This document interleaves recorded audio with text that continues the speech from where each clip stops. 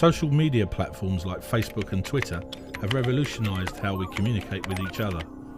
However, using social networking to talk about your workplace is increasingly landing employees in serious trouble.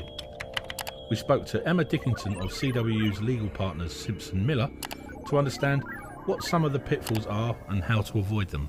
The thing that has triggered so much interest in social media is that it's increasingly being used by employers and employees as a very useful tool. It can enable you to work remotely.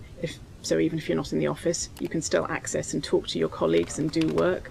It can enable you to recruit people if you're an employer, or if you're an employee, find new jobs quite easily, and also find out information about the business. However, misusing social media can be very serious. In telecoms and personally, we have absolutely had incidents of people facing disciplinary and dismissal action over social media. Increasingly, employers are getting very savvy about what their employees do, not only inside but also outside of work, and do regularly check forums that they know are popular to see what their employees are up to, either when they're recruiting them or if they are notified that an employee perhaps might be talking outside of work about things that they don't want them to talk about. Obviously, it would be unreasonable to say you can never talk about anything online.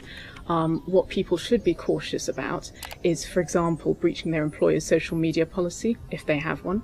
Even if they don't, using social media inside or outside of work hours can be something that you should be cautious about.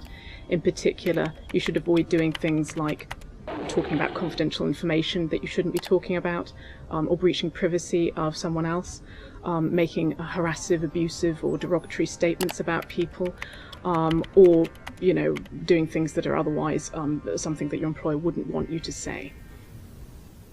Certainly if an employee misuses social media and, for example, brings their employer into dispute, they can definitely face disciplinary or even dismissal action against them by their employer, so you do have to be cautious.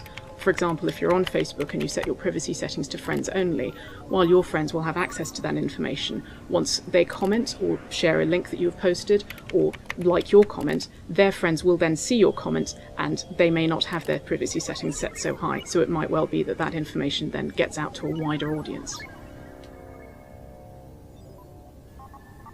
So your top 3 tips to avoid getting in trouble online would be: number 1, set your privacy settings very carefully. Ensure that if people are tagging photos of you, that you have the opportunity to review those photos before they go and are recorded on the site.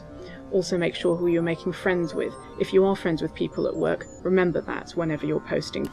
Also be careful that you're not talking about anything confidential, and think about whether someone at work, your manager or someone else, would take offence at what you're saying, or you would get into trouble for some other reason. And also, as with any other social media site, be careful and think before you type and record it.